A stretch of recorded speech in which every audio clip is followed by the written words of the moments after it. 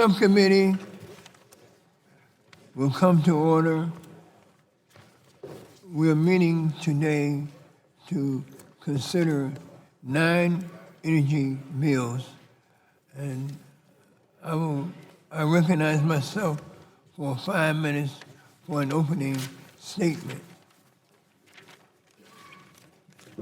First of all, I want to welcome each and every one of you to the first meeting of the Energy and Commerce Committee's Subcommittee on Energy in the year 2020. During the last session of Congress, the subcommittee and the full committee aggressively pursued opportunities to assist the U.S. transition to a clean energy economy by advancing energy efficiency, grid modernization, and a diverse clean energy workforce. Further, we strengthened public safety and public security by protecting our nation's infrastructure against cyber attacks and reauthorizing the federal pipeline safety program. Today's meeting presents another excellent opportunity for this subcommittee to deliver on its promise to the American people and move 9 bills to reinforce those aforementioned principles while also establishing supporting standards in the process. This includes the markup of bipartisan legislation, such as the Energy Savings through Public-Private Partnership Bill, which encourages the use of performance contracting in federal facilities, as well as the timely review of Infrastructure Act, which supports fair compensation for DOE and FERC employees. Additionally, this markup includes financial assistance to advance the modernization of the electric grid and improve safety of national natural gas distribution systems. Equally important in today's markup are several bills aimed at reducing air pollution and enhancing air quality in our communities through the electrification of the transportation sector. This includes the Clean Commute for Kids Act of 2019 and the new opportunities to expand healthy air using Sustainable Transportation Act of 2020, which is called the No Exhaust Act, which I am the co-sponsor. The No Exhaust Act promotes the domestic manufacture and use of advanced fuel-efficient and zero-emissions vehicles, encourages electrification of the transportation sector, creates jobs, and improves air quality for the American people. It will also authorize more than $6 billion each year in grants and in rebates for states to implement the electric vehicle networks. Furthermore, this bill will ensure that the underserved communities reap the benefits of a clean energy economy by providing those communities access to the electric vehicle infrastructure, clean transportation, and improved air quality. These 9 bills present a unique opportunity to reduce carbon pollution, create jobs, and modernize energy-related infrastructure.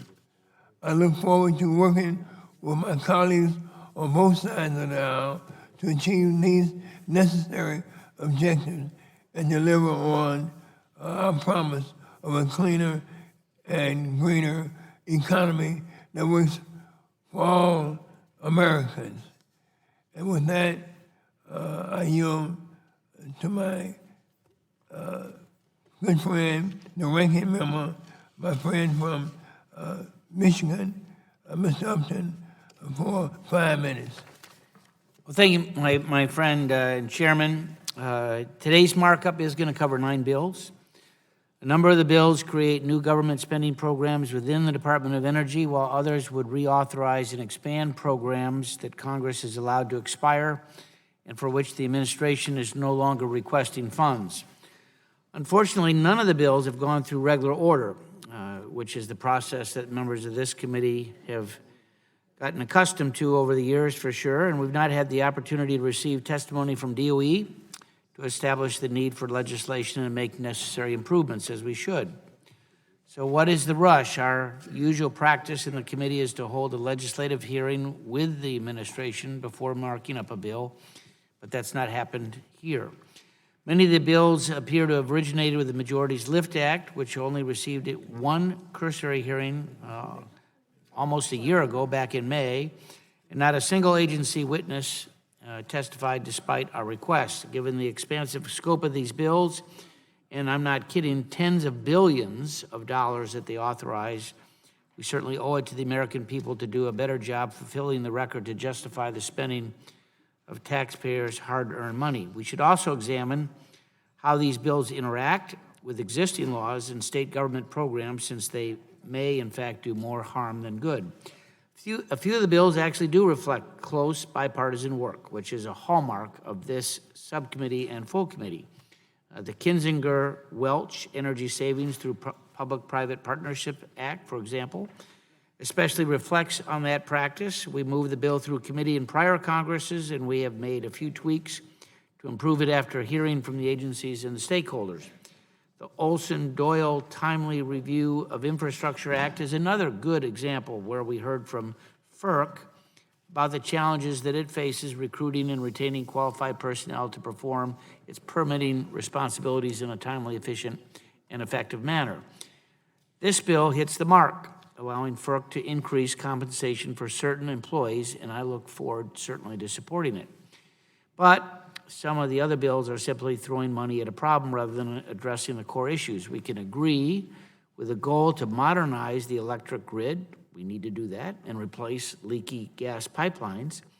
However, creating a new government grant program to benefit just a few utilities will not solve anything. Worse yet, it's likely to interfere with the existing state public utility rate-making programs, and it may disincentivize utilities from making investments on their systems with their own money.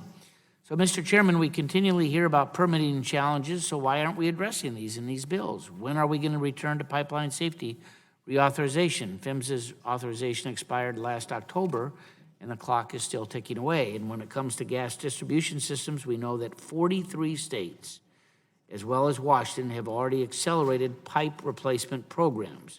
So we have to be especially careful not to hinder the replacement of aging pipelines in those states.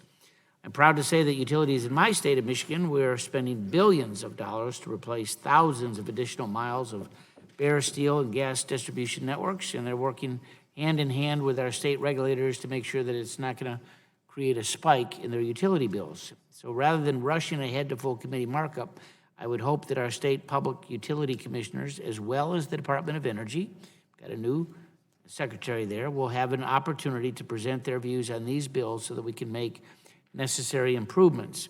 We've got work to do. I look forward to working with you and the staff so that we can get these bills ready in full committee. Certainly, if the goal is to get the bill signed into law, then we need a serious bipartisan effort. And with that, I yield back.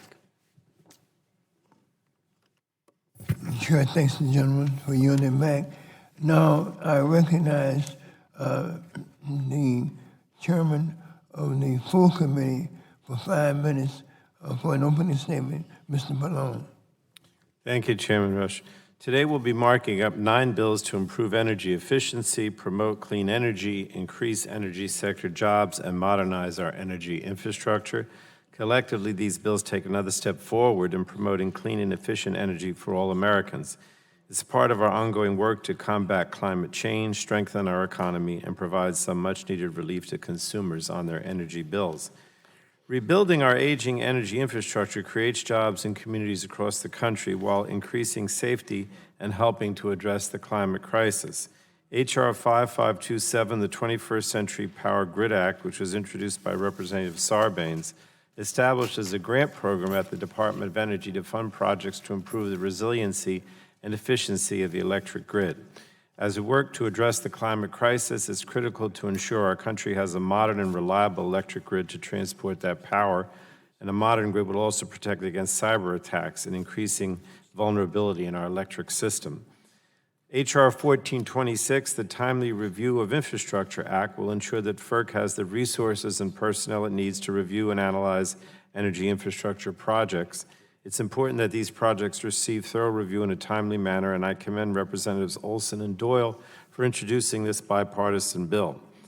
Our nation's natural gas distribution pipeline system also needs upgrades, particularly in the Northeast and my home state of New Jersey, where pipeline infrastructure can be more than 100 years old. To address this critical issue, Representative Sherrill and Blunt Rochester introduced H.R. 5542, which establishes a grant program to incentivize the replacement of aging natural gas distribution pipelines. Quickly replacing this aging, leaking infrastructure will reduce methane emissions, a climate superpollutant, and increase public safety. We've seen the tragic consequences of pipeline explosions across the country in recent years, and modernizing this infrastructure will ensure it is safe and environmentally sound, all while creating jobs and protecting low-income rate payers. Several other bills under consideration today will reduce fossil fuel consumption in the transportation sector by making our nation's cars, trucks, and buses much cleaner and more fuel efficient. School buses are a large source of emissions since they're largely powered by dirty diesel engines. H.R. 2906, the Clean Commute for Kids Act, introduced by Representative Cardenas, will reauthorize the important Clean School Bus program to include electric vehicles in the grant criteria. H.R. 5518, introduced by Representative McEachin, formally authorizes the Clean Cities Coalition program, which works to reduce dependence on petroleum fuels and increase alternative fuel and electric vehicle use. This program is important because the transportation sector is currently the largest contributor to greenhouse gas emissions. And we'll consider Chairman Rush's No Exhaust Act of 2020. This bill will help accelerate the deployment of electric vehicle charging stations by supporting state planning and EV network development and encouraging more purchases of alternative fueled vehicles for use by the federal government to reduce emissions and fuel consumption. And Chairman Rush's bill incorporates the work of several other members, including Representatives Tonko, Clark, and Dingell. We'll also consider H.R. 3079, the Energy Savings Through Public-Private Partnership Act of 2019, introduced by Representatives Welch and Kinzinger. This bipartisan bill will leverage private investment in federal building energy efficiency improvements that will save the government money and reduce carbon pollution. And then we have H.R. 5541, a bipartisan bill introduced by Representatives O'Halloran and Mullen to reauthorize the Department of Energy's Office of Indian Energy. We must work with tribal governments to ensure the members of tribes have access to affordable, reliable energy. And lastly, H.R. 3361, the River Act, introduced by Representatives McKinley, Tonko, and Loebsack. It reauthorizes important hydropower incentive programs initiated in the Energy Policy Act of 2005. Again, hydropower continues to make a vital contribution to our clean energy portfolio, and this bill supports that ongoing effort. So as you said, Mr. Chairman, these are all important bills. I urge my colleagues to support them, and I yield back, Chairman Rush. I want to thank the chairman. The chair now recognizes Mr. Walden, the ranking member of the full committee, for 5 minutes for an opening statement. Morning, Mr. Chairman. Morning. Welcome, everyone. Happy New Year, our first markup of the new year. Yes. So we're off to Do our business. We'll mark up a series of energy and efficiency-related bills, as you've heard, which includes measures to improve energy efficiency in federal facilities, to ensure more effective federal energy regulatory decisions, and implement certain sections of the majority's proposed energy infrastructure package. All of the measures touch on important policy areas that deserve committee action, and we should work together, as we have in the past Congresses, on these energy and infrastructure matters. Let's identify appropriate legislative changes that will make our energy systems more efficient, cleaner, and supportive of a prosperous economy. Several of the bills we'll consider fit this approach and were developed collaboratively with established bipartisan support. For example, the expansion of the energy savings performance contracting in federal facilities, as proposed by Mr. Welch and Mr. Kinzinger, promises to benefit taxpayers and the environment over the long term. This represents the type of policy grounded in innovation as opposed to regulation that offers the surest path to more efficient use of energy.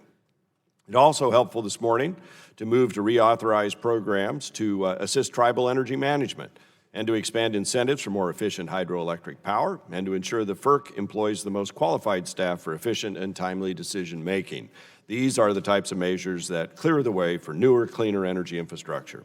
Now, several of the bills before us, however, have benefited, could have benefited, I should say, from closer scrutiny in the focused legislative hearings we could have had, where we could have examined more closely whether the specific proposals could effectively address the problems that are trying to be solved by these bills. Consider, for example, grid modernization. It's a goal we all share and a topic that's been a priority both under my chairmanship and that of Chairman Upton. Legislation proposed this morning, though, would authorize the Secretary of Energy to provide $1 billion in financial support toward grid modernization technology and practices. But is establishing a new federal funding program really the best way to accelerate a more modern, reliable, secure energy grid? We know the industry itself has been significantly increasing its capital spending on grid and transmission infrastructure in recent years. For example, the investor-owned utilities spent some $119 billion in 2018, and we're on track in the fourth quarter last year to invest $135 billion in 2019, according to the available data. This represents tens of billions more in spending than just 5 or 6 years ago. At the May hearing on the LIFT Act, from which this grid legislation is derived, we heard that it was siting and permitting that represented the major barriers to more rapid deployment of the modern electricity and other energy projects. Reducing regulatory burdens and streamlining permitting sound more like the kind of policies to get where we want to go rather than just increasing taxpayer spending. The same could be said for the proposal to establish major spending and other initiatives to deploy electric vehicles, EV infrastructure, related federal EV mandates. The bill sponsored by Chairman Rush is significantly expanded from what was in the LIFT Act and deserves careful consideration. Electric vehicles may prove to be a transformational technology among a range of other potential new technologies, but from testimony in May and during a clean transportation hearing in September, we've learned that policies for electrification must navigate a number of concerns, not the least of which is what does this mean for the American consumer, ratepayers, and taxpayers. For example, we heard concerns that locking in EV spending through utility rates could lock in monopolistic spending on infrastructure that should instead benefit from open market competition.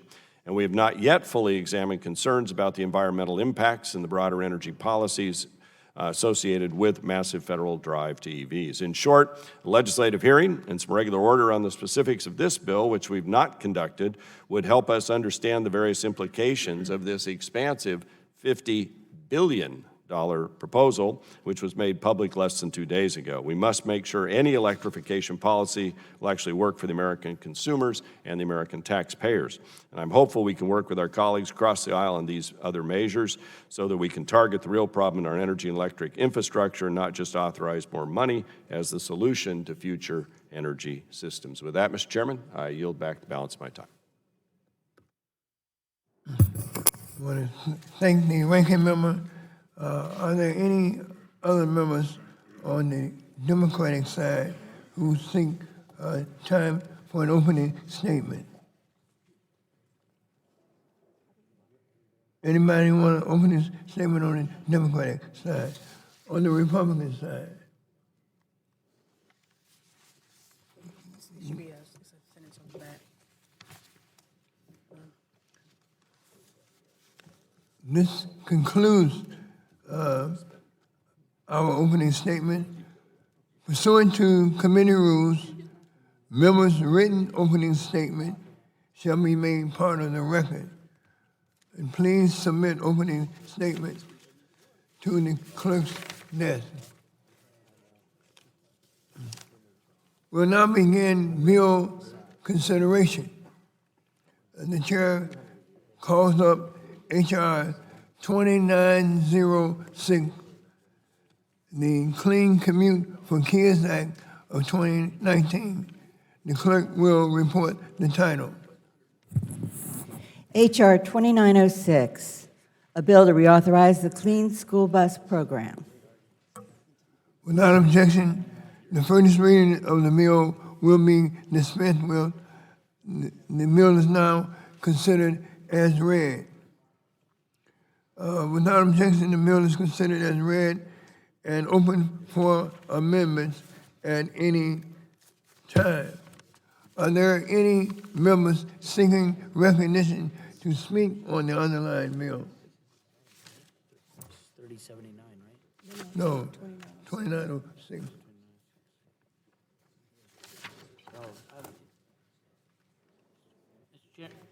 Mr. Chairman, I think I'll strike the last word.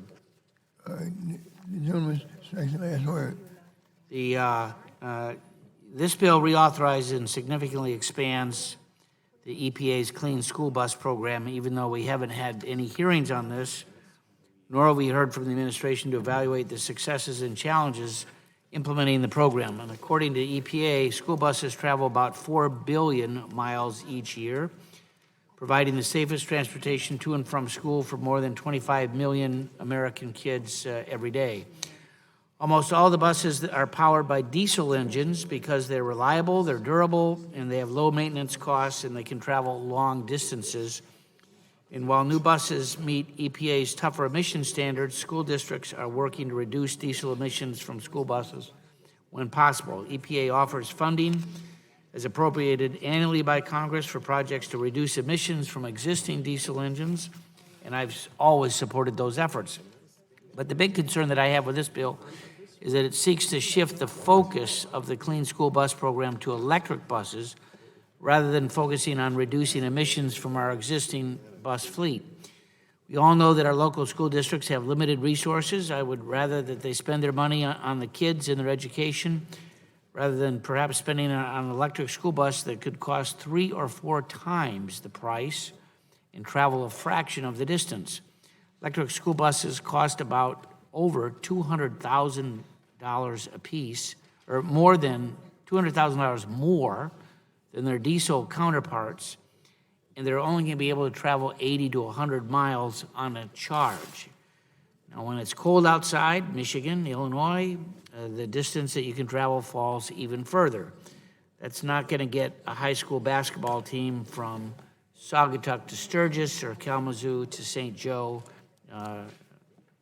as they have to make those trips for athletic events. I'm also afraid that the legislation would have unintended consequences, saddling our school districts with expensive buses with high maintenance costs and other expenses such as a charging infrastructure. It could also undermine existing programs under the Diesel Emissions Reduction Act, which helps state and local governments make cost-effective investments in new diesel technologies that do not require additional build-out of expensive charging equipment and are not impeded by range or cold weather like we have in the Midwest. And so with that, I would ask my colleagues if he'd be willing to work with us on an amendment that would focus on reducing emissions from the existing fleet rather than encouraging school districts to invest in electric school buses. With limited dollars that schools have to go around, I would rather that they spend their money on the kids.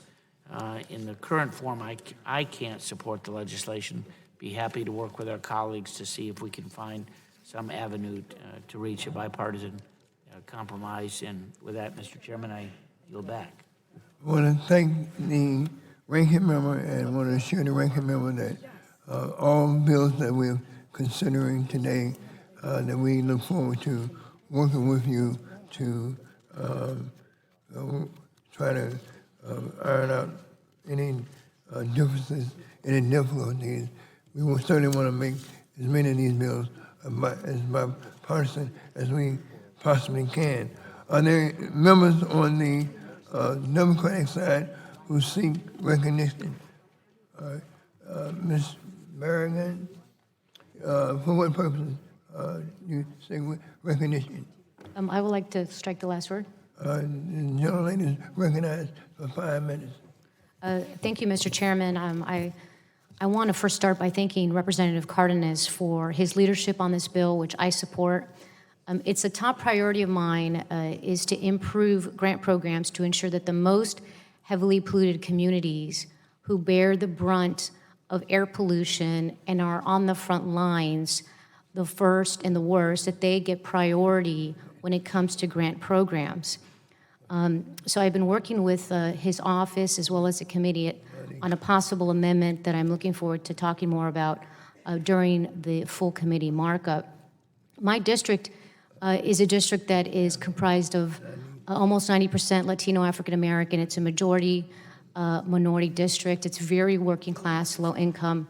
It's a combination of urban oil drilling, oil refineries, heavy industry, and traffic congested highways has led to asthma rates to double the national average there. Kids in my district are regularly seen wearing asthma inhalers around their necks.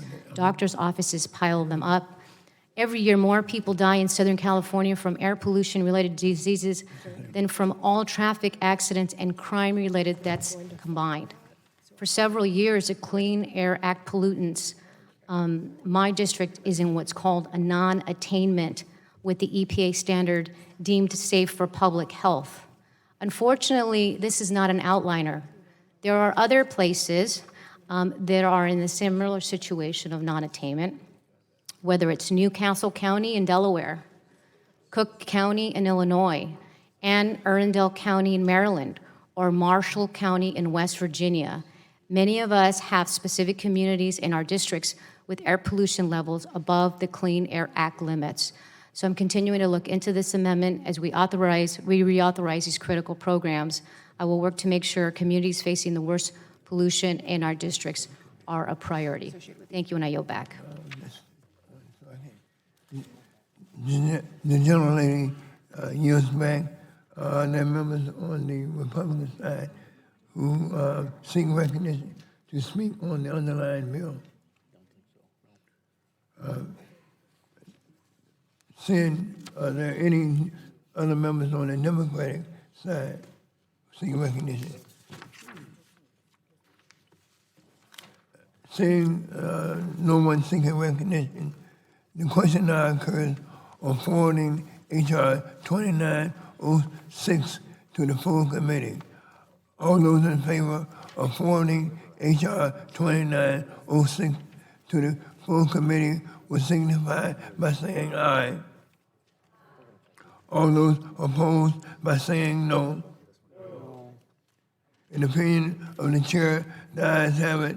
The ayes have it, and the bill is forwarded to the full committee. The chair now calls up the bill H.R. 3361, the River Act of 2019, and the clerk will report the title of the bill. H.R. 3361, a bill to amend the Energy Policy Act of 2005 to reauthorize hydroelectric production incentives and hydroelectric efficiency improvement incentives. Without objection, For the purposes. without objection, the first reading of the bill will be dispensed with. The bill is now considered as read. Without objection, the bill is considered as read and open for amendment at any point. Are there any amendments from the Democratic side? On the Republican side? Are there any members seeking? McKinley. The chair now recognizes the gentleman from West Virginia for 5 minutes. Thank you, Mr. Chairman. Several years ago, Congressman Kathy McMorris Rodgers brought to my attention that only 3% of the dams in America are able to produce electricity. And the National Hydropower Association concurs with that. So if our goal truly is to get affordable, clean energy, then isn't it important for us to incentivize our hydropower facilities? We have 80,000 dams in America that have no electricity, no capability of creating electricity. So as a result of that, we've taken the initiative with, and we've asked with Tonko and Loebsack to join us in a bipartisan, common sense approach to continue to try to incentivize more hydropower facilities in America. Now, it worked for years. The original bill was introduced in 2005, but it's increased use of it because I think across America, people want to see us use more hydropower. And I really applaud Congressman McMorris Rodgers for bringing that to my attention. And I've heard her say about, and repeatedly in other meetings, the use of this, only 3%. Think of that. We have 80,000 facilities across the country that could be used. So instead of attacking some of our fossil fuels, why aren't we looking at using this? So I urge the subcommittee to support 3361, and I yield back. Gentleman yields back. Are there any members? Mr. Chairman, Oh, move to strike the last word. the gentleman, Mr. Tonko. Thank you. I'll be very brief. I want to commend Representative McKinley for the work he's done on this effort, and Ms. Rogers for her encouragement of the concept. Certainly, I'm proud to be a co-sponsor. I think whenever we can encourage and provide incentives that address efficiency for hydropower facilities, that is a good approach. So with my belief that we should reward efficient and clean energy, electricity production, let's do it. And I think the bill absolutely is in that, is making that effort. And so I would encourage our colleagues to support this bill, and I yield back. The gentleman yields back. The gentlelady from the state of Washington, what purpose do you seek recognition? I'd like to move to strike the last word. The gentlelady is recognized for 5 minutes. Thank you, Mr. Chairman, and I appreciate the work that's been done, and to my colleague, Mr. McKinley, as well as Mr. Tonko and Loebsack, I appreciate the work that you're doing on this legislation, and it's good to know that someone was listening to me all these years, right? But I would just highlight to this committee that hydropower is the largest renewable in America.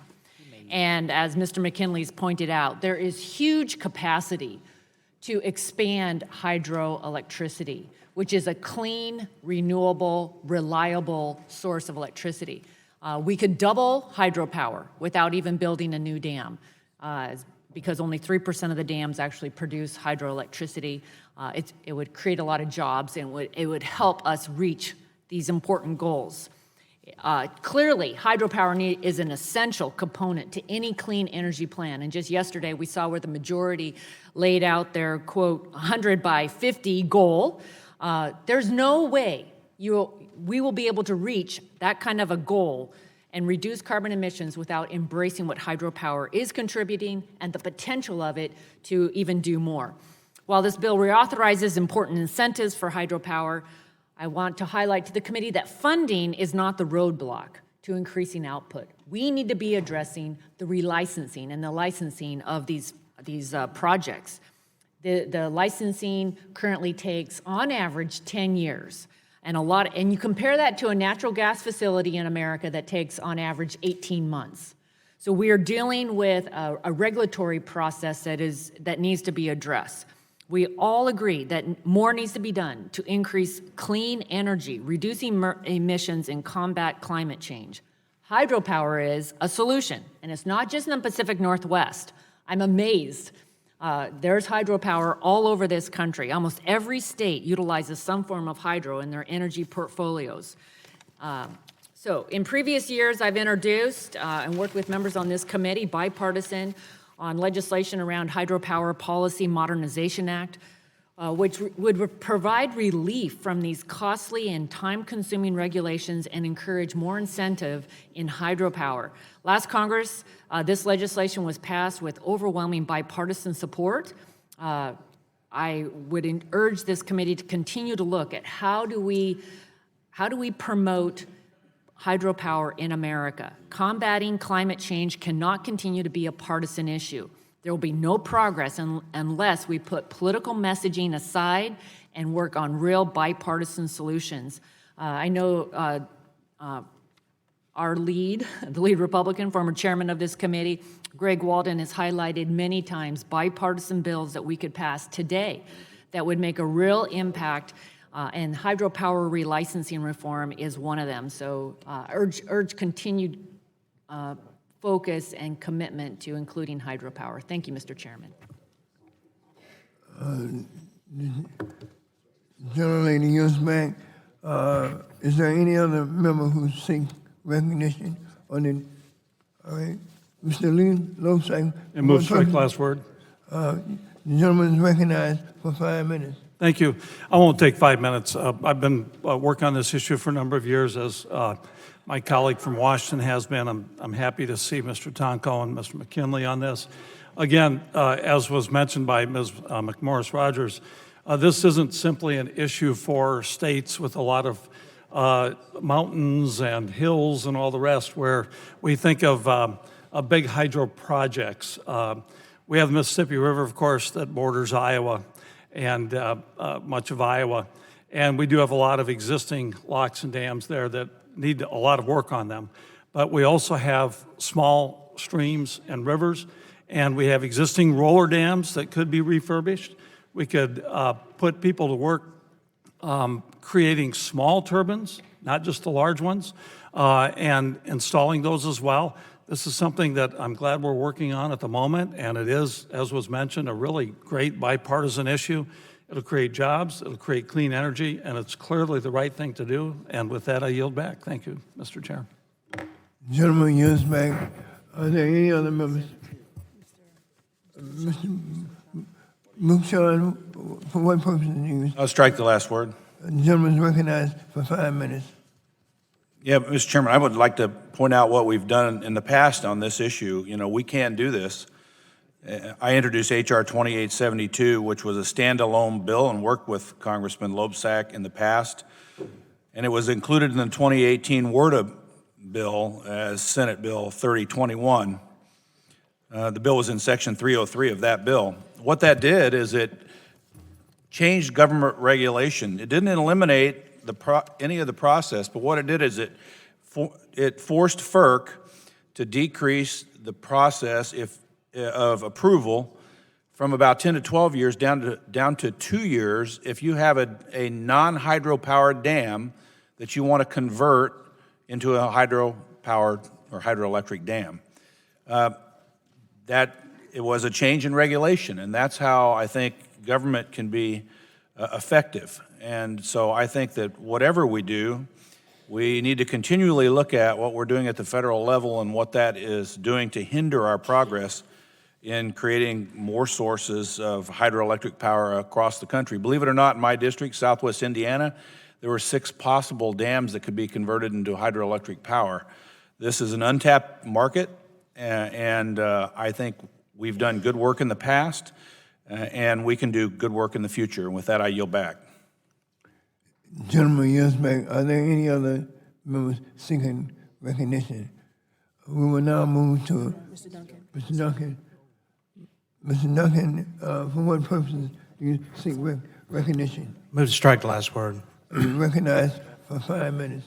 I rise in support of this legislation in its premise, but I want to just raise a couple of points here.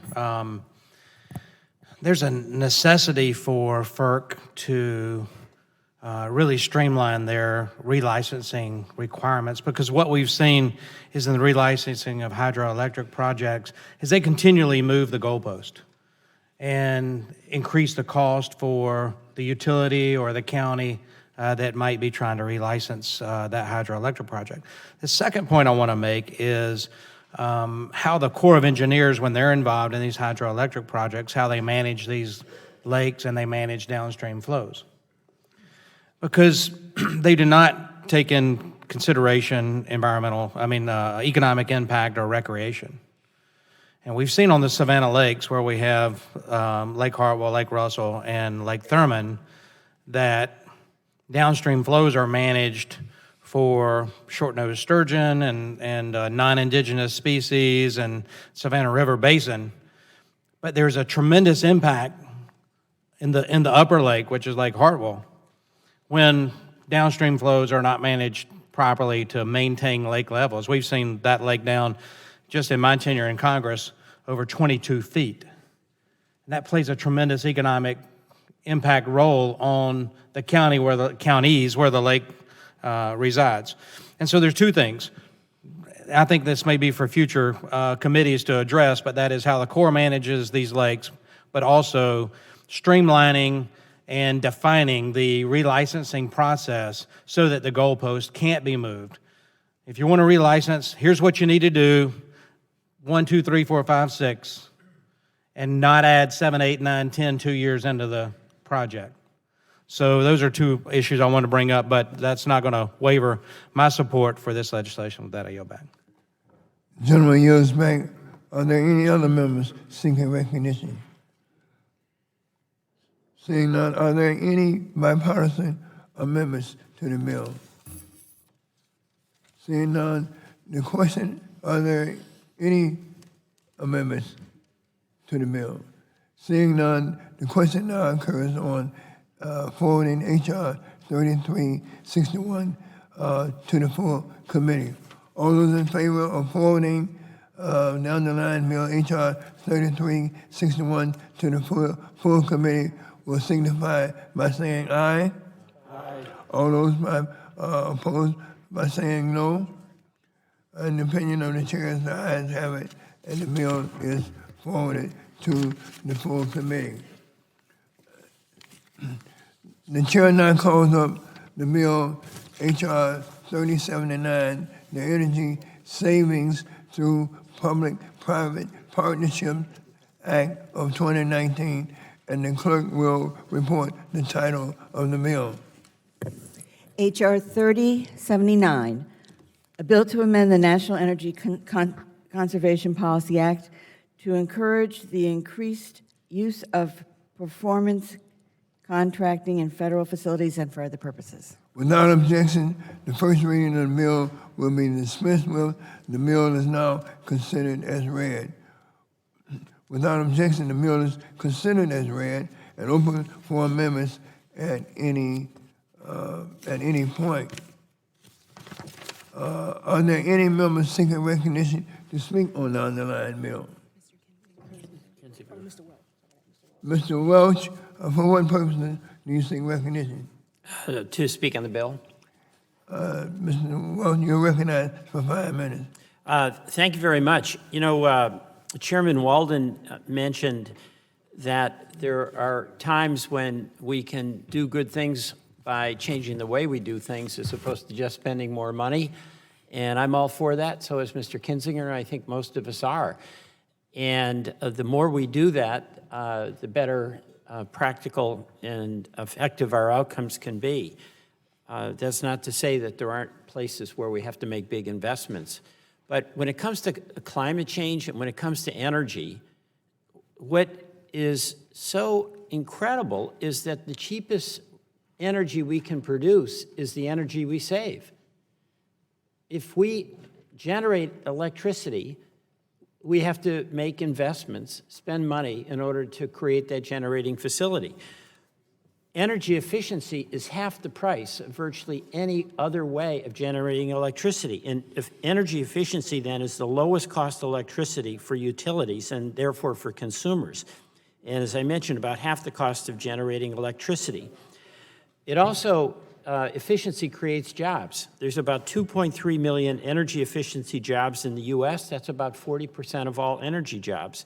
And those energy jobs tend to be local because in order to do energy efficiency, it's a lot of folks with really good skills. They don't necessarily have a college degree. They're just smart.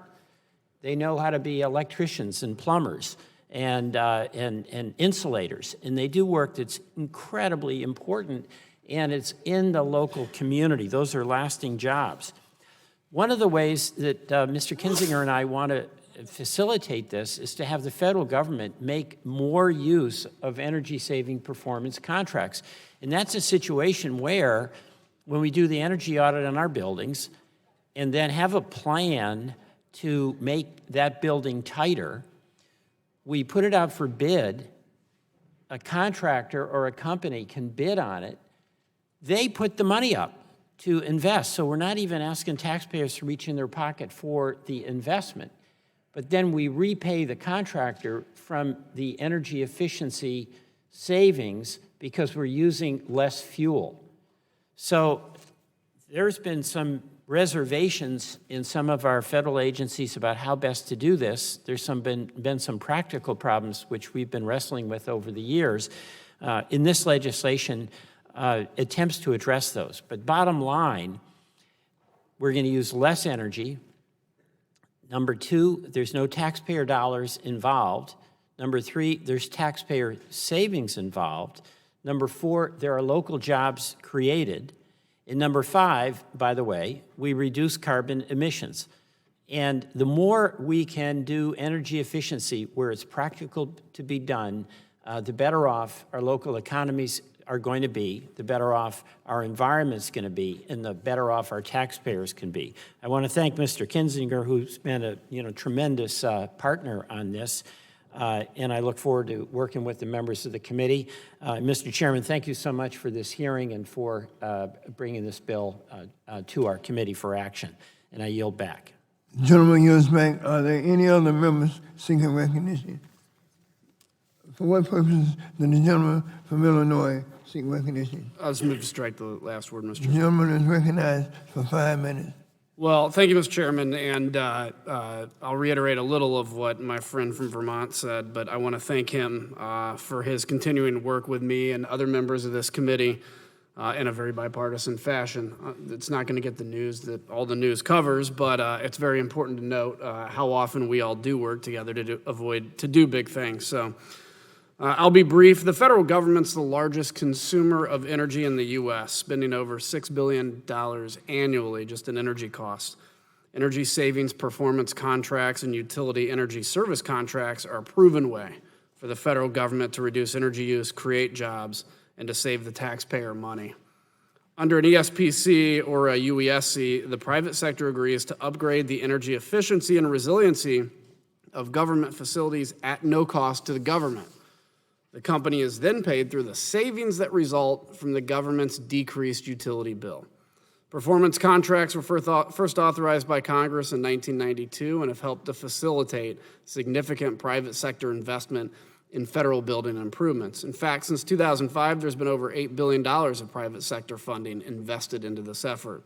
This legislation produces benefits for taxpayers, for the environment, the economy. It really doesn't get any better than that. So Mr. Welch and I have worked on this bill together for years now, and I really hope that we are able to get it over the finish line this Congress. So I thank him for his help. I thank the chairman. I encourage support for this bill, and I yield back. The gentleman yields back. Are there any bipartisan? The chair now recognizes for what purposes? Move to strike the last word, Mr. Chairman. The chair now recognizes Mr. Pallone for 5 minutes. I would urge support for this bipartisan bill to encourage the use of energy-saving performance contracts and utility energy-saving contracts in federal buildings. These innovative public-private partnerships are a job creation win for private companies and a win for the federal government because we get necessary and in some cases long overdue energy efficiency upgrades to federal buildings. And the federal government is the largest consumer of energy in the country, so making energy efficiency gains will assist with our emission reduction goals and contribute to our work building a clean future. So I want to thank both Representatives Welch and Kinzinger. Last Congress, our committee reported this legislation by unanimous consent, so we want to get this to the Senate and to the President's desk, and I urge support. Thank you, Mr. Chairman. The chair, the gentleman yields back. Are there any other members who seek recognition? Are there any members, are there any bipartisan amendments to the bill? Seeing none, the question now occurs on forwarding H.R. 3079 to the full committee. All those in favor of forwarding the bill H.R. 3079 to the full committee will signify by saying aye. Aye. All those opposed by saying no. In the opinion of the chairs, the ayes have it, and the bill is forwarded to the full committee. The chair now calls up the bill H.R. 5518, a bill to require the Secretary of Energy to carry out a Clean Cities Coalition program, and the clerk will report the title of the bill. H.R. 5518, a bill to require the Secretary of Energy to carry out a Clean Cities Coalition program and for other purposes. Without objection, the first reading of the bill will be dismissed with the bill is now considered as read. Without objection, the bill is considered as read and open for amendment at any point. Are there any members seeking recognition to speak on the underlying bill? Mr. Chairman. For what purpose does the gentleman from Virginia seek recognition? Mr. Chairman, I move to strike the last word. The gentleman is recognized for 5 minutes. Thank you, Mr. Chairman, and Chairman Pallone for convening today's subcommittee markup and including my bill, H.R. 5518, to authorize the Department of Energy's Clean Cities program. Mr. Chairman, as we all know, the transportation sector is now the leading source of greenhouse gas pollution, contaminating our air and water and harming the public health of our communities. As members of Congress, we must act to protect the health and well-being of all Americans by supporting policies and programs that reduce harmful emissions. That is why I introduced this legislation. Since its establishment in 1993, the Clean Cities program has become DOE's flagship program focused on the deployment of alternative fuels, vehicles, and infrastructure. Through sustainable transportation and energy efforts, DOE's Clean Cities program has been an effective tool in cutting harmful air emissions, all while reducing America's dependence on foreign oil. In the Commonwealth of Virginia, in 2018 alone, the Clean Cities program helped us reduce consumption of 33 million gallons of gasoline and decrease 175,000 tons of greenhouse gas emissions. But Virginia is not alone. There are now roughly 90 coalitions in 45 states working with more than 15,000 stakeholders in the alternative fuel industry to implement local deployment programs and projects that have reduced petroleum consumption by more than 9.5 billion gallons and decreased nearly 53 million tons of greenhouse emissions. Starting this year, the Clean Cities program is on track to decrease petroleum use by 2.5 billion gallons a year. From helping municipalities transition to cleaner energy, cleaner vehicles, to installing electric vehicle charging stations, Clean Cities coalitions play an important role in green infrastructure deployment. And this legislation will ensure that this successful program will continue to provide tremendous benefits to communities across our country. Mr. Chairman, the Clean Cities program has always enjoyed broad bipartisan support because it's uniquely positioned to help lead the United States towards a clean transportation future. We all agree that it is critical that we act on climate, clean our air and our water, and invest in deployment of clean fuels and vehicles. I urge my colleagues to support this bill and help us continue moving forward in building the next generation of transportation energy infrastructure. Once again, I thank Chairman Pallone and Rush for convening this markup and considering my legislation. Thank you, and I yield back. The gentleman yields back. Are there any other members? Griffith. The gentleman, Mr. Griffin, for what purposes do you seek recognition? Mr. Chairman, I wish to speak in opposition of the bill. All right, the gentleman is recognized for 5 minutes. I thank you, Mr. Chairman, and I appreciate my good friend, also from Virginia, Mr. McKeachin, bringing this bill forward. But I do have concerns. H.R. 5518 more than doubles the authorization for the Department of Energy's Clean Cities Coalition, which subsidizes alternative fuels and vehicle programs in metropolitan areas. I have concerns about expanding this program without an established need to do so. But particularly because of our rising debts and deficits, I question whether we should be doing this at the expense of hardworking taxpayers of America, and particularly the hardworking taxpayers in the rural parts of America whom this bill does not impact directly. Since we have not had regular order and an opportunity for DOE to testify on this legislation so that they can tell us whether or not they consider this one of their flagship programs and whether or not they consider it an important tool in our attempts to reduce our carbon footprint, I have a number of questions and concerns that remain unanswered. Under the Obama administration, the program had a history of some questionable spending.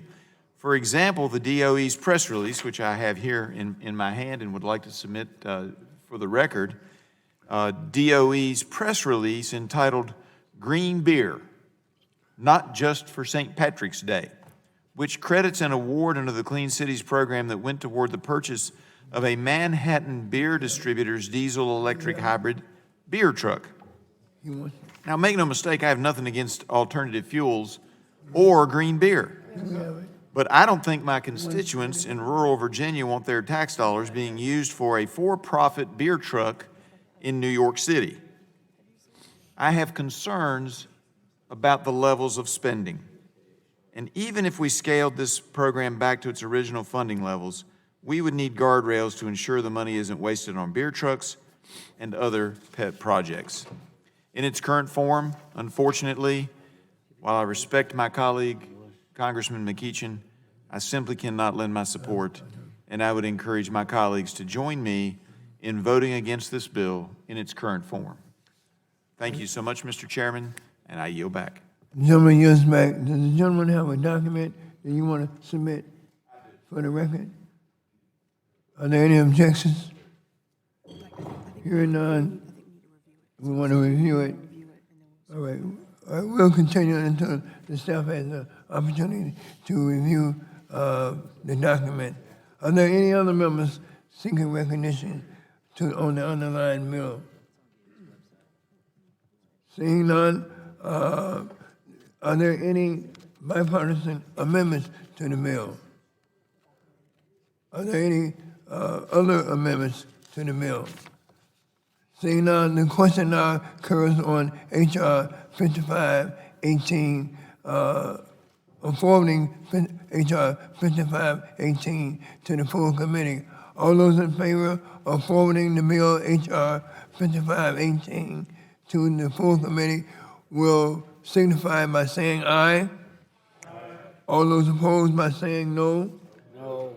In the opinion of the chairs, the ayes have it, and the bill is forwarded to the full committee. The chair now calls up the bill H.R. 5542, a bill to require the Secretary of Energy to establish a grant program for states to provide incentives to natural gas distribution systems, and the clerk will report the title of the bill. H.R. 5542, a bill to require the Secretary of Energy to establish a grant program for states to provide incentives to natural gas distribution companies for the improvement of natural gas distribution systems and for other purposes. Without objections, the first reading of the bill will be dismissed. The bill is now considered as read. Without objection, the bill is considered as read and open for amendment at any point. Are there any members seeking recognition to speak on the underlying bill? The gentlelady from Delaware, for what purposes do you seek recognition? I seek recognition to speak on behalf of the bill. The gentlelady is recognized for 5 minutes. Thank you, Mr. Chairman. Our country's natural gas distribution pipeline system is a network of more than 1 million miles of pipe. This is pipe that runs underneath our cities and communities to supply energy to our businesses and homes. Much of this pipeline, especially in cities along the East Coast, were constructed in the 1930s or earlier and are prone to leakage and in desperate need of repair or replacement. The Mitigate Methane Now Act would encourage the replacement of old leak-prone pipelines, which are not only a safety hazard, but also a major source of methane leakage across the country. Methane is an extremely potent greenhouse gas that is fueling climate change. We hear all the time about our carbon footprint, but methane is 80 times more potent than carbon dioxide. I'm going to say that again, 80 times more potent than carbon dioxide. At a time when we are seeing firsthand the disastrous impacts of climate change, this bill would take concrete steps now to reduce these potent emissions. But that's not all. The intent of this bill is to offset rate increases to low-income households so that families that can least afford to pay their energy bills are not bearing the burden of even higher rates. I'm pleased that there are states moving in the direction of this bill to repair their pipelines. Our goal is to accelerate those who have and incentivize those who haven't. This bill in no way precludes investments in clean energy. It is not an either-or. We must transition to clean energy as quickly as possible. In fact, my colleagues and I laid out a framework just yesterday for how to transition to a 100% clean energy economy. But we also must address methane emissions that are fueling climate change right now. This bill does that. The Mitigate Methane Now Act is good for the environment, it is good for our economy, and it is good for communities in Delaware and across this country.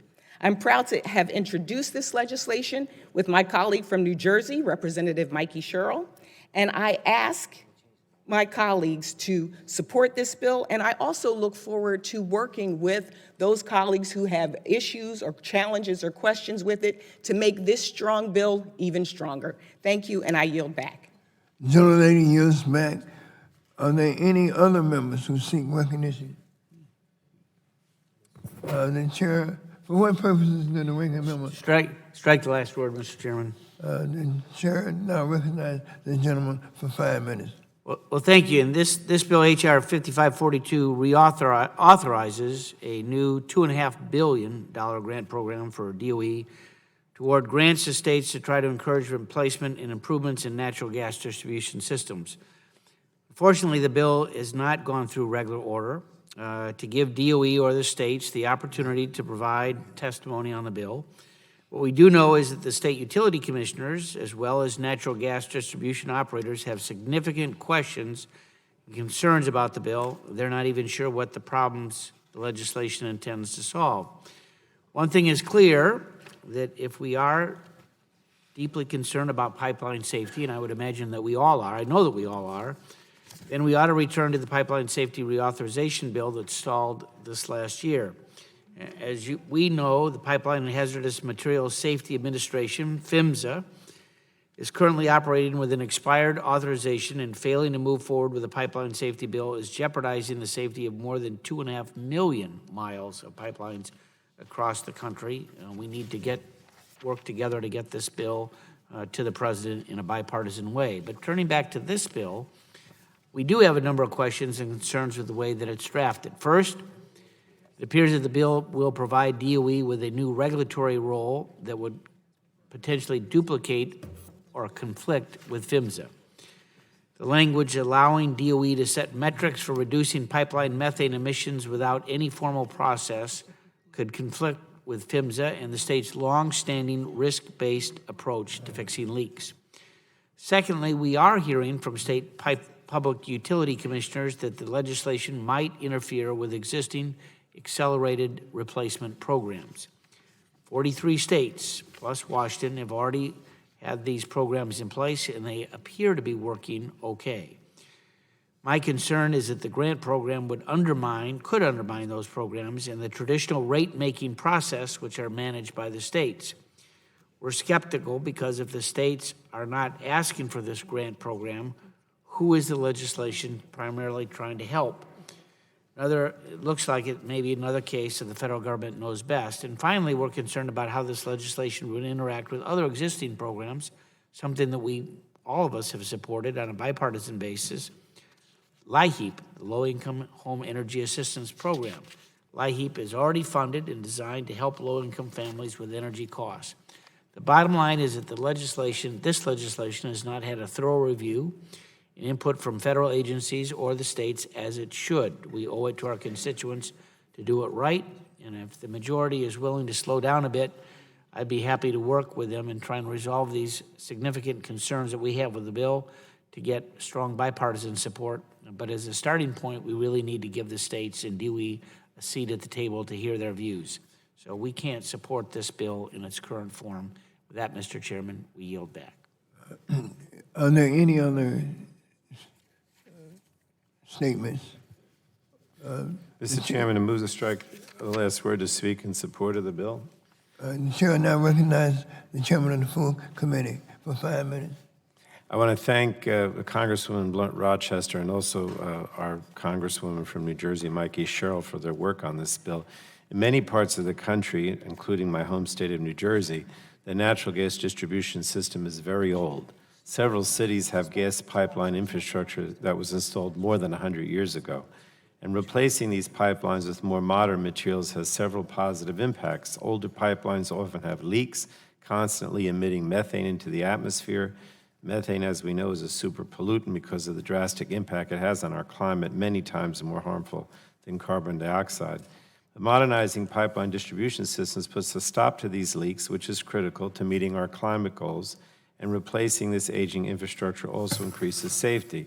Many aging distribution pipeline systems are in densely populated cities like New Jersey. Cracks and leaks in pipelines can lead to dangerous ruptures or explosions, something we've actually seen in recent years, and of course we've had it in my district. H.R. 5542 establishes a grant program to accelerate improvements to the natural gas distribution system by offsetting rate increases to low-income households. Incentivizing this work and protecting those low-income households from higher bills helps ensure the natural gas distribution system is safer and less harmful to the climate. Now, I understand several stakeholders have made suggestions on improvements that can be made to the bill language, and I commit to working with all stakeholders and my colleagues on the Republican side as we move forward to full committee, and I urge my colleagues to support the bill. I yield back, Mr. Chairman. The chairman yields back. Are there any other members seeking recognition? The chair recognizes himself for 5 minutes in support of the bill. H.R. 5542, introduced by Ms. Sherrill and Ms. Blunt Rochester, establishes a grant program at DOE to improve public safety of the natural gas distribution system. Additionally, this bill keeps the cost to and safety of the public in mind by authorizing grant funding to states that offset rate increases to low-income households.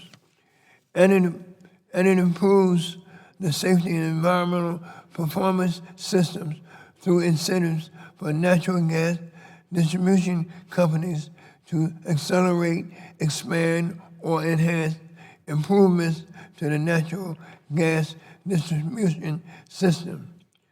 As mentioned during the markup of my bill, the Safe Pipelines Act, the safety of these systems must match the span of their reach. I thank my colleagues, Ms. Sherrill and Ms.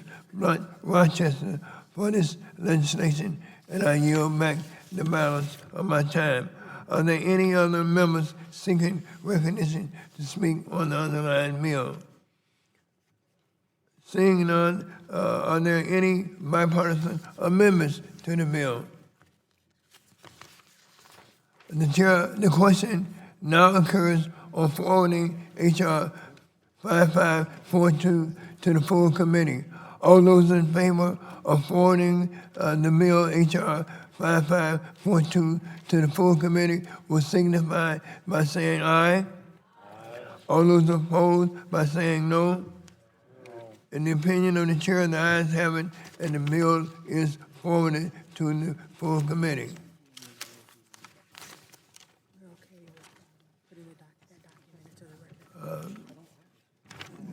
The gentleman from Virginia had a document that he wanted to introduce into the record, and the staff haven't looked at it. We have no objections. Are there any objections?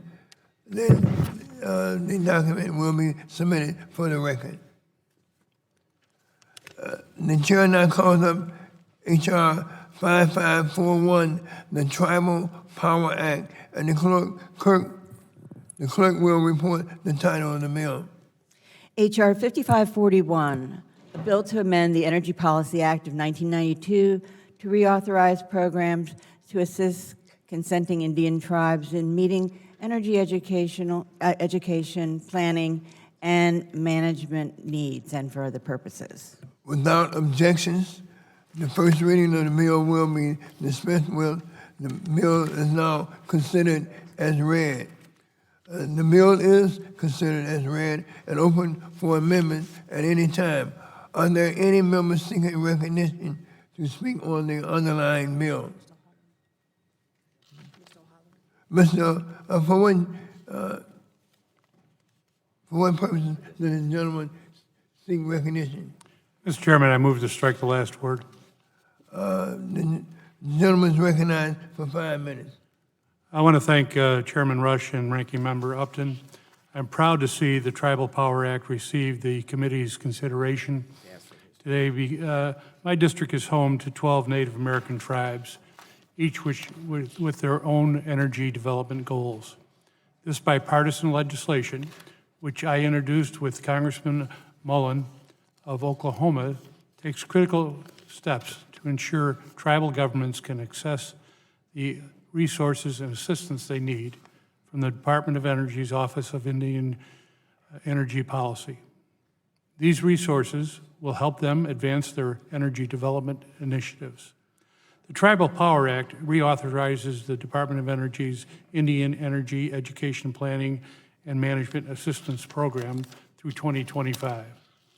This ensures the program has long-term stability as it carries out its consultation, technical assistance, and grant-making duties for tribes. Through this process, tribes may implement energy efficiency, or energy conservation programs and develop projects on tribal lands. This bill also increases the total funds available for the program to $30 million annually from 20. My district recently lost the Navajo Generation Station, which was a driving employer for the Navajo Nation and the Hopi tribe.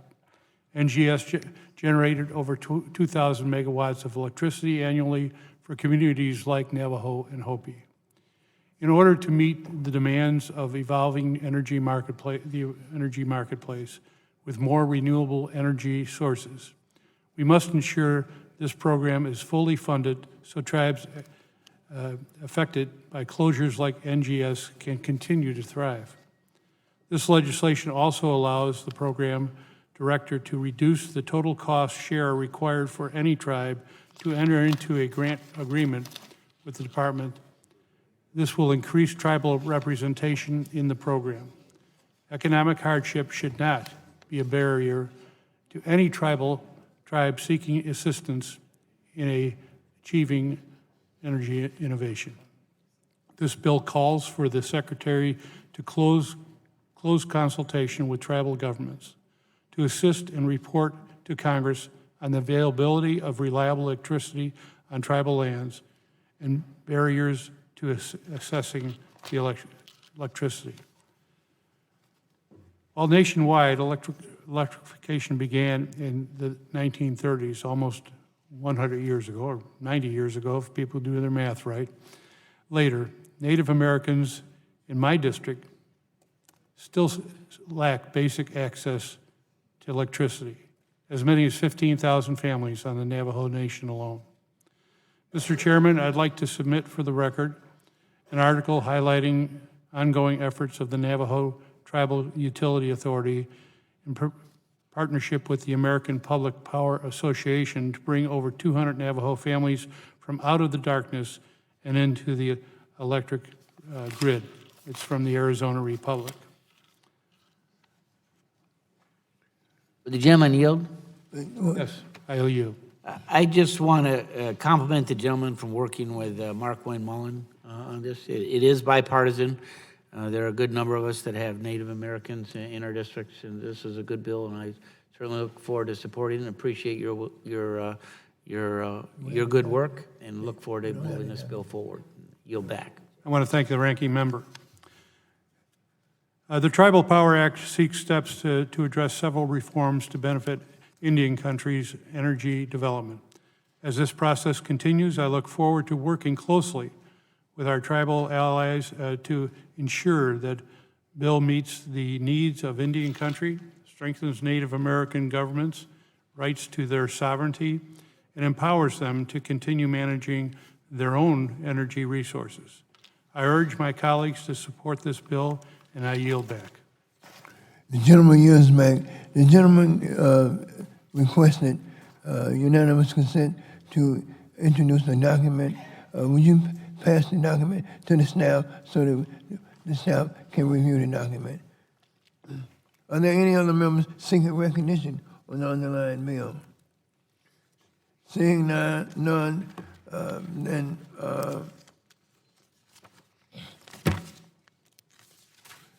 the question now occurs on forwarding H.R.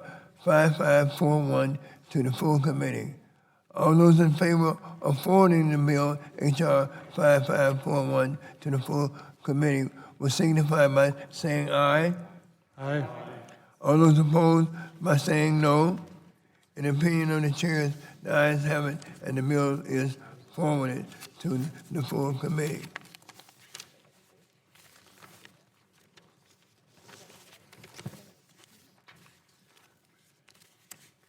The chair now calls up the bill H.R.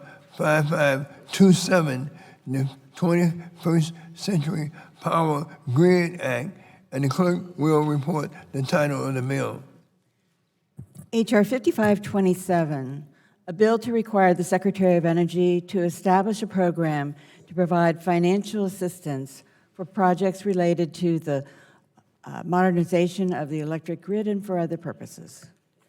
Without objection, the first reading of the bill will be dispensed with. The bill now is considered as read. Without objection, the bill is considered as read and open for amendments at any time. Are there any members seeking recognition to speak on the underlying bill? Mr. Chairman. The gentleman from Maryland, for what purposes are you? Yeah, move to strike the last word. The gentleman is recognized for 5 minutes. Thank you, Mr. Chairman, for the markup on these important bills, and thanks for the opportunity to speak in support of my bill, H.R. 5527, 21st Century Power Grid Act. This bill would provide financial assistance for projects that help to modernize our aging electric grid.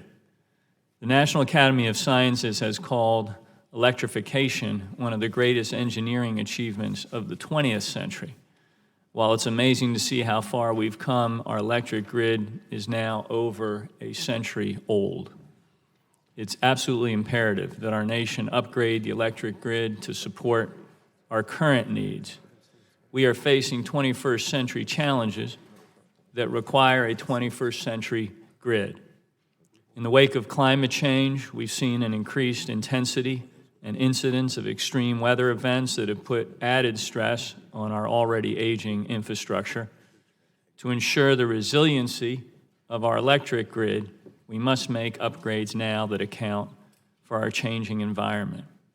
And resiliency is really the key word here. As our nation moves to decarbonize the energy sector and spurs energy innovation, we will need a 21st century grid that can integrate the new technologies and renewable sources securely and reliably. H.R. 5527 directs the Department of Energy to provide financial assistance to projects that will move our grid into the modern age while safeguarding the security of the grid. Modernizing our grid is not a small task, But this bill is a step forward in achieving that goal. I want to thank my colleagues, Representatives McNerney, Veazey, and Kennedy for their support of the bill, and I urge my colleagues on both sides of the aisle to support it. With that, I yield back. For what purposes do the ranking member seek? Strike the last word, Mr. Chairman. The gentleman is recognized for 5 minutes. So, Mr. Chairman, this bill authorizes a new $1 billion grant program for DOE to award grants to utilities to try and encourage upgrades to the electrical grid. And like many of the other bills before us today, it's not gone through the regular order process that would allow us to hear testimony from DOE, states, or utilities that would be impacted by the bill. Now, I would like to make the point that I want to support the bill. I believe that we need an infrastructure major piece of legislation, and I know when President Trump talked about this in years past, our committee would have had a responsibility on an infrastructure bill, and I think that we would have worked hard to have improving the grid as part of what we would have done. But I also know that the utilities that would supposedly benefit from the grants have significant questions and concerns. We need to know that DOE and the national labs have already spent millions of dollars each year on grid modernization initiatives. They ought to have the opportunity to testify on those efforts and provide recommendations on the legislation before we necessarily move ahead. Raising capital for grid modernization and infrastructure projects is not the biggest challenge facing grid modernization, and although through our oversight this last year, we discovered a bigger challenge is getting the state public utility commissioners to improve investments that result in rate increases. However, there is a lot that Congress could do to clear the infrastructure permitting roadblocks and allow for utilities to more easily manage vegetation along the rights-of-way would be something that I think would be important. These challenges discourage new projects, divert manpower resources, and add unnecessary costs, which could ultimately be redirected toward grid modernization. So if the majority is willing to make a bipartisan effort, we have several suggestions that would improve the bill. For starters, we need to hear from the agencies and states to address the issue of grid modernization more comprehensively. It's rather foolish to expect that throwing money at another grant program is going to solve such a complex issue. And we've talked a lot about cybersecurity. That could well be part of this bill as well. So it needs a little bit of work. And if the gentleman is serious about the bill, moving the bill forward in a bipartisan way, I would encourage us all to work together. And with that, I would yield back. For what purpose does the gentleman from California seek recognition? Move to strike the last word, Mr. Chairman. The gentleman is recognized for 5 minutes. I thank the chairman, and I hear the ranking member's concerns, and I'm sure that we can work those out. But I'm proud to co-sponsor this bill to help modernize our nation's electric grid through establishment of a competitive grant program at the Department of Energy. In particular, I'm pleased that the bill includes a stipulation that all projects receiving financial assistance from the program must include a cybersecurity plan compliant with DOE guidelines. In view of recent international events, I think this is critically important. We continue to see increasing cyber threats to the grid originating both at home and abroad, physical and cyber, making it imperative that we work to modernize it. Our energy grid serves as the backbone of our economy, touching every aspect of our lives, and a reliable grid system is also critical for our national security and for a clean energy future. Fortunately, the modernization and innovation of our electrical infrastructure is already underway. What was once a one-way delivery system has evolved into a dynamic network where information and energy flow both ways. Technological advancements are also born from the need to secure the energy grid against potential physical and cyber threats. For example, technology allowing for the rerouting of power and quick response in the event of attacks is being deployed across the grid. The cooperation among federal, state, and local governments is essential to protecting Americans and our nation's infrastructure. Given today's cyber environment, it is more important than ever that Congress pursue policies that continue to foster these exciting developments and support our grid infrastructure. This is an issue I am very passionate about. Any vulnerable component is a threat to our physical and national security, making it imperative that we invest in grid modernization and security. That is why I'm proud to co-chair the Bipartisan Grid Innovation Caucus, along with my friend and colleague from across the aisle, Mr. Latta. Together, we focused on providing a forum for discussing solutions to the many challenges facing the grid, to educate members of Congress and staff about the importance of the electric grid with relation to the economy, energy security, and advanced technologies being utilized to enhance grid capabilities. It will take many technologies with different use cases tailored for different reasons that will help make our grid more resilient. And I'm going to yield time to Mr. Sarbanes.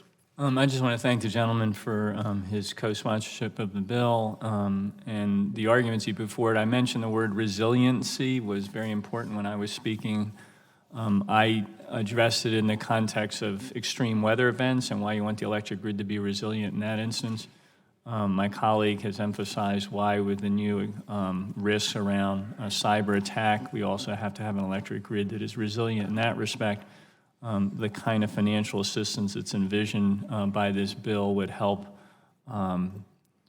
innovate and explore these opportunities to improve resiliency across our electric grid. With that, I yield back. The gentleman yields back. Are there any other members who seek? Mr. Chairman. For what purposes do the gentleman from Ohio seek? Strike the last word.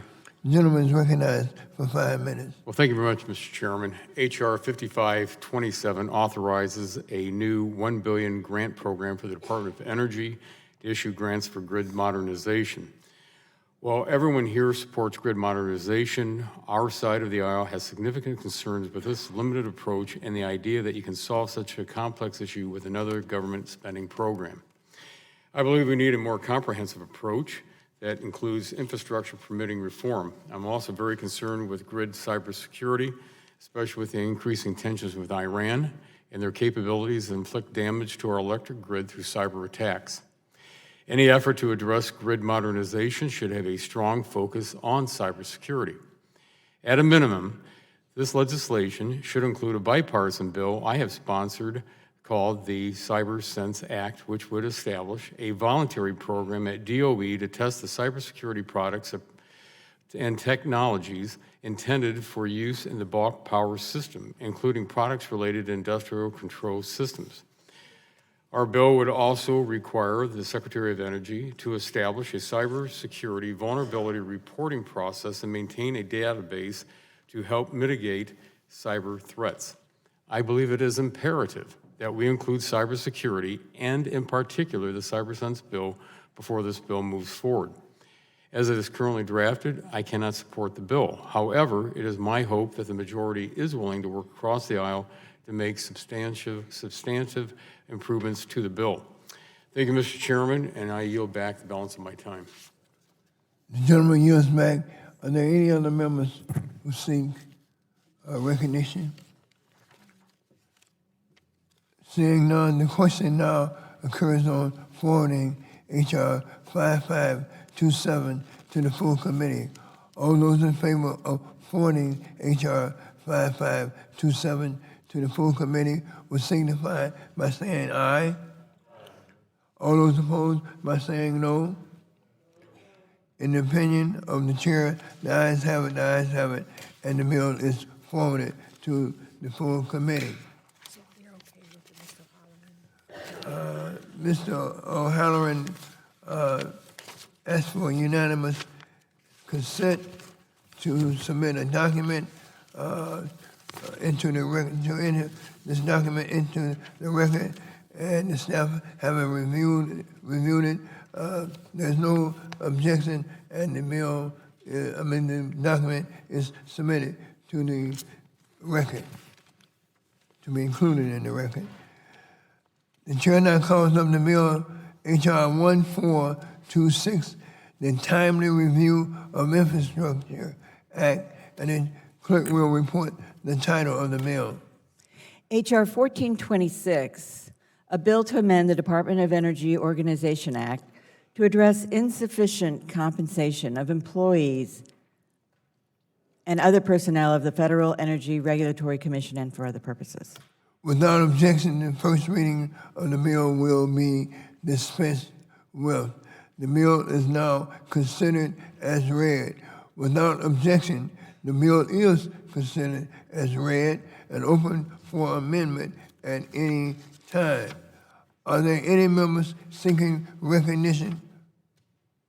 The chair now recognizes. No, for what purpose do the gentleman from Pennsylvania seek recognition?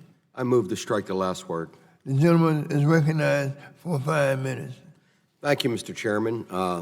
First, I'd like to say thank you to the committee for considering this legislation and to my good friend, Mr. Olson, for his leadership on this issue.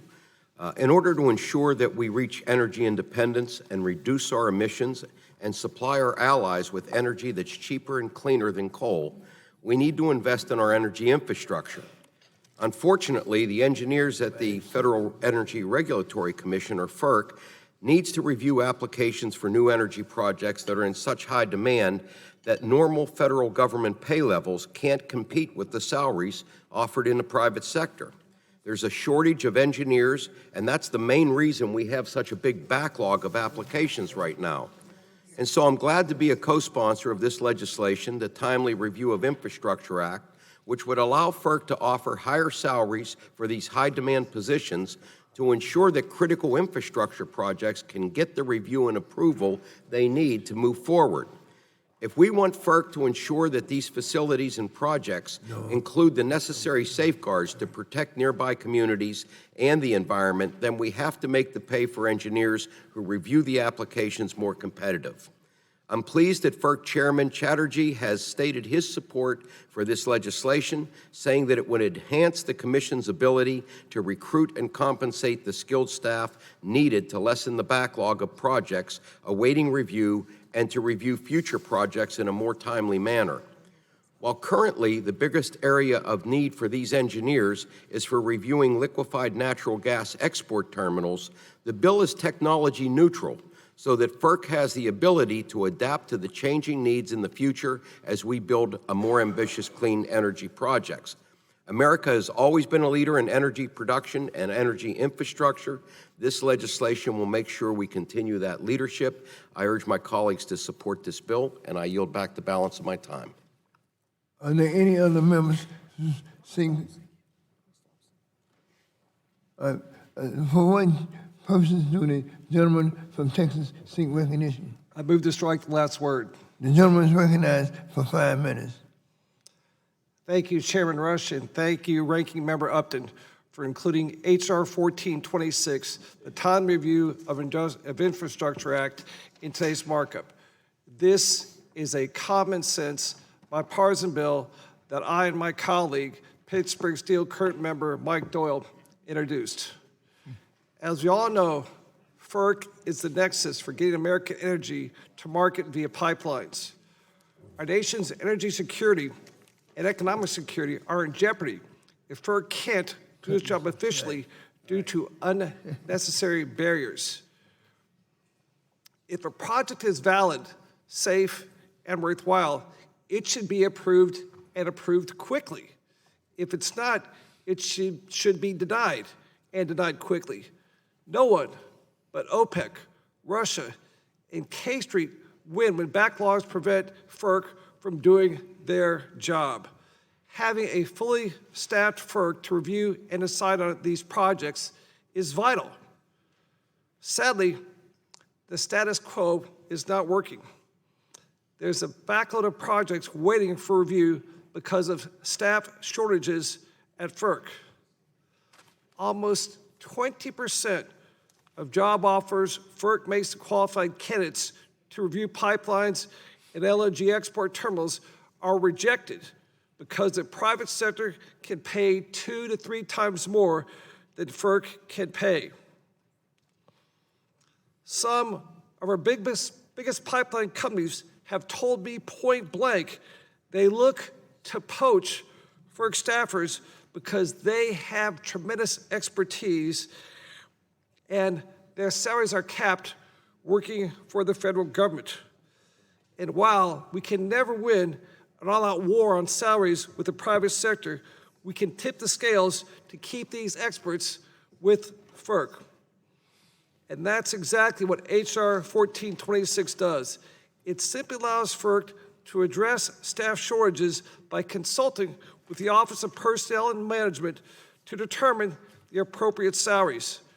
The Commission would be able to offer higher salaries for positions and roles that are a critical need if they're confirmed by the OPM and FERC. This will clear hurdles to American energy development and ensure economic growth. And this concept is nothing new.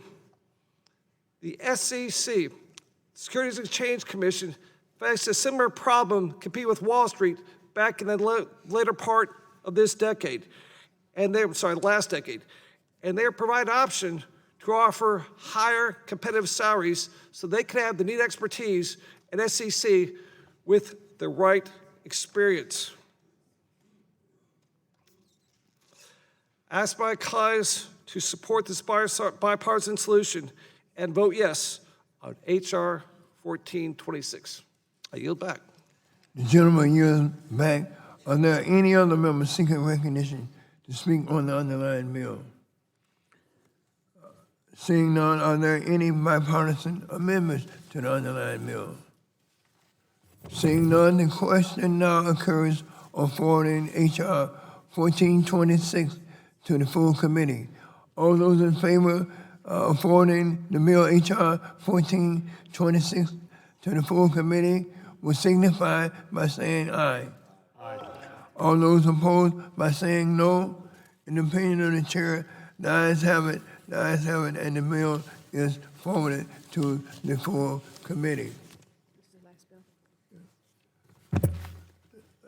We now call up the last bill for this markup.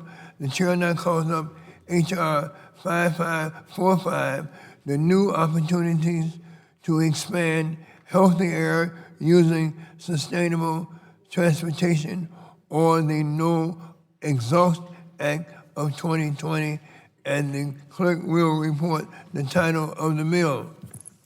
H.R. 5545, a bill to promote the domestic manufacture and use of advanced fuel-efficient vehicles and zero-emission vehicles, encourage electrification of the transportation sector, create jobs, and improve air quality and for other purposes. Without objection, the first reading of the bill will be dispensed with. The bill is now considered as read. Without objection, the bill is considered as read and open for amendment at any time. Are there any members seeking to speak on the underlying bill? The chair now recognizes the gentleman. For what purposes does the gentleman from Ohio seek recognition? Thank you, Mr. Chairman. Strike the last word. And the chair recognizes the gentleman for 5 minutes. Well, thank you, Mr. Chairman.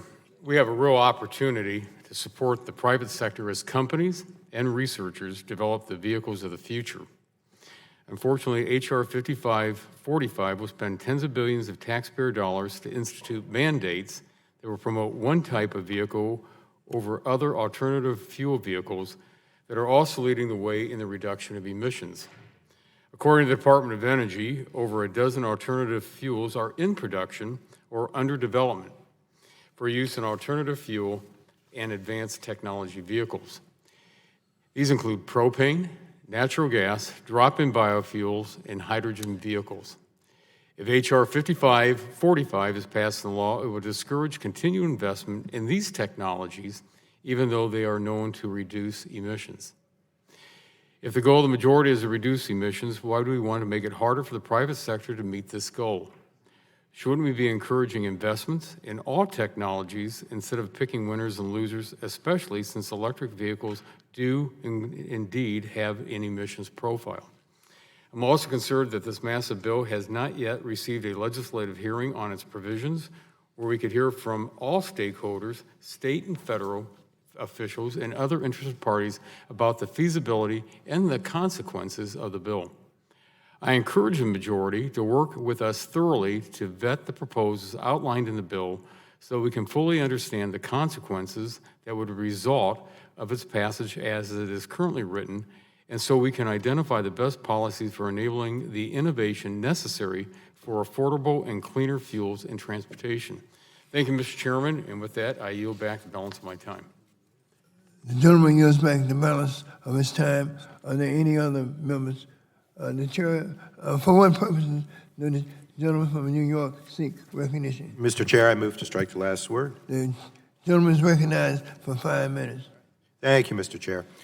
Thank you for advancing this bill. The widespread adoption of zero-emission vehicles is going to require significant infrastructure so as to support them.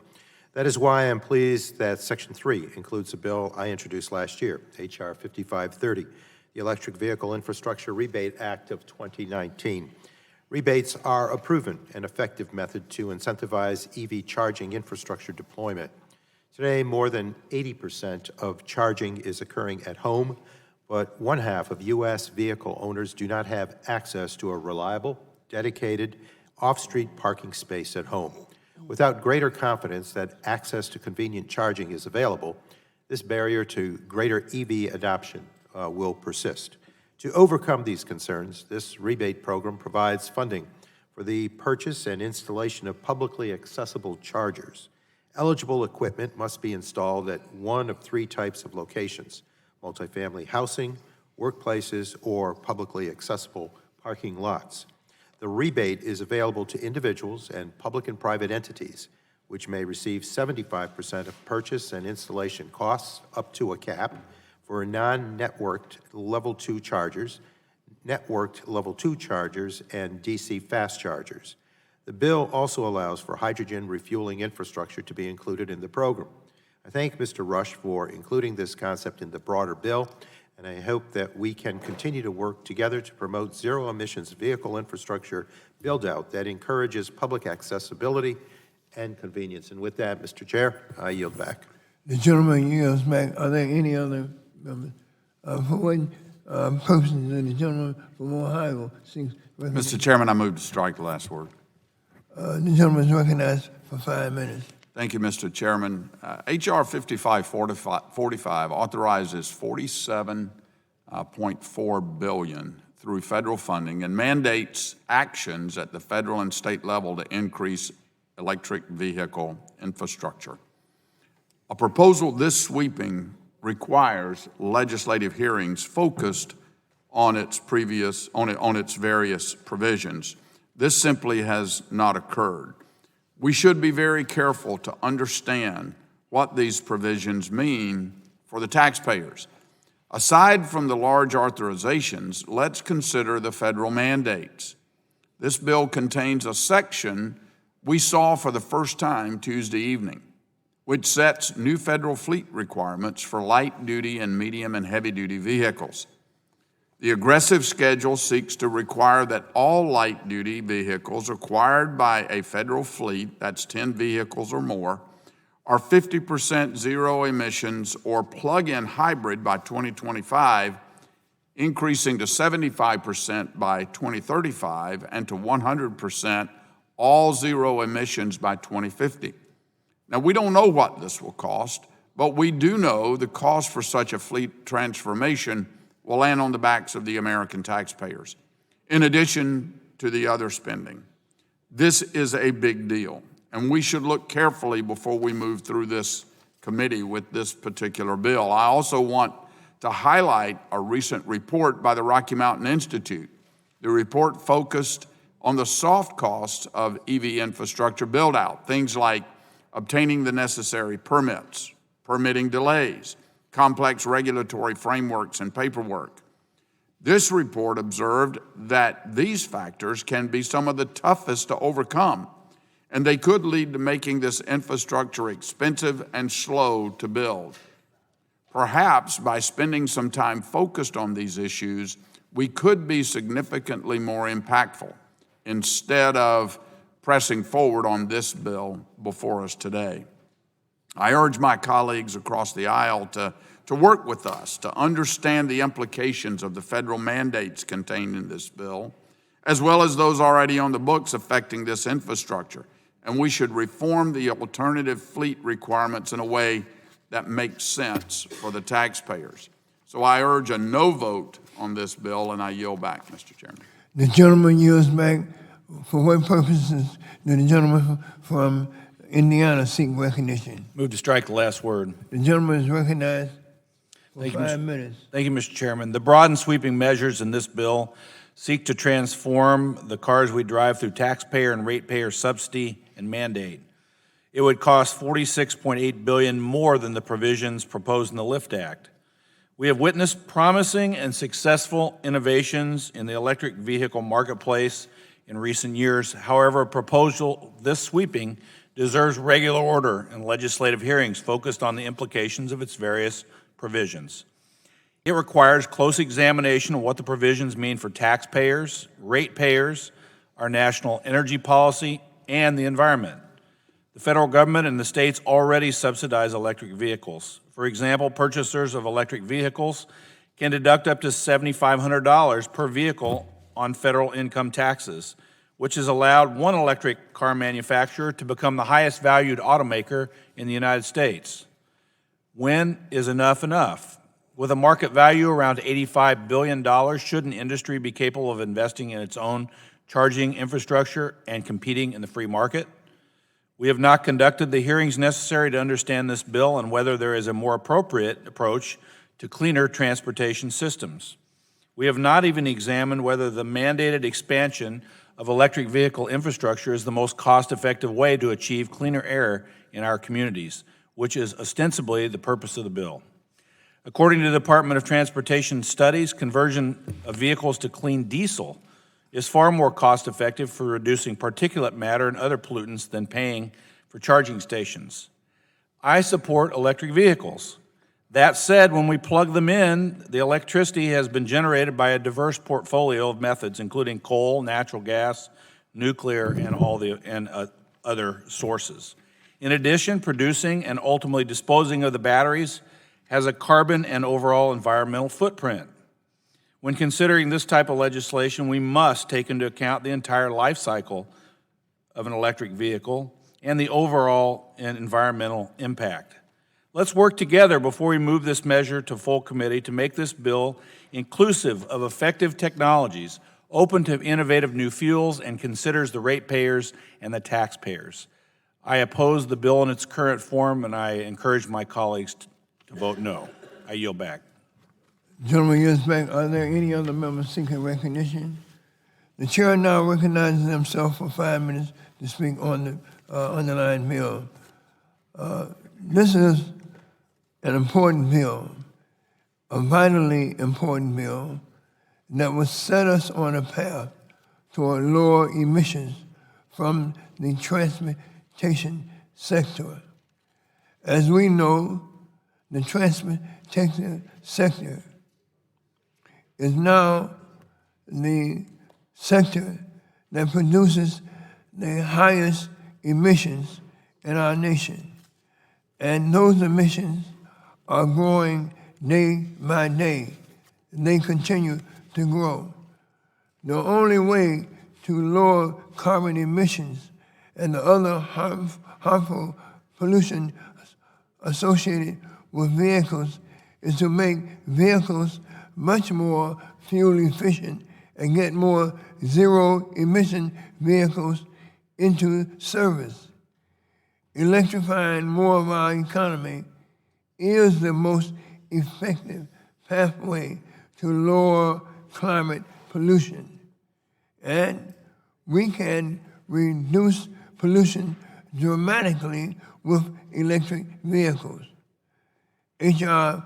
5545 will make electric vehicle charging more available, and it will support continued improvements in electric vehicles and other zero-emission vehicle technologies. The federal government has invested already in these innovative technologies for years. Now it is time for the delay to end. It's time to invest in their deployment. The time for dilly-dallying is over. H.R. 5545 will begin to transform the way we move people, goods, and services. It will create jobs. The incentivize innovation in vehicle manufacturing, and it will result in healthier air and less climate pollution. H.R. 5545 incorporates contributions from several members of this subcommittee, Representative Tonko, Representative Dingle, and Representative Clark. Ladies and gentlemen, this is a good bill, and I urge all members to support it. And now we will move. Are there any amendments, bipartisan amendments to the bill? Seeing none, are there any other amendments to the bill? Seeing no amendments, the vote occurs now on forwarding this bill to the full committee. All those in favor signify by saying aye. Those opposed by saying no. The ayes have it, and the bill is now forwarded to the full committee. Without objection, the staff is authorized to make technical and conforming changes to the bill consistent with the actions taken by the committee today. There are requests for unanimous consent for documents to be entered into the record. A coalition letter in support of H.R. 5518 and a letter from the Diesel Technology Forum. Are there any objections? Seeing no objections, the documents are forwarded for submission into the record. The committee now stands adjourned. 2 hours. We'll get it up. Thank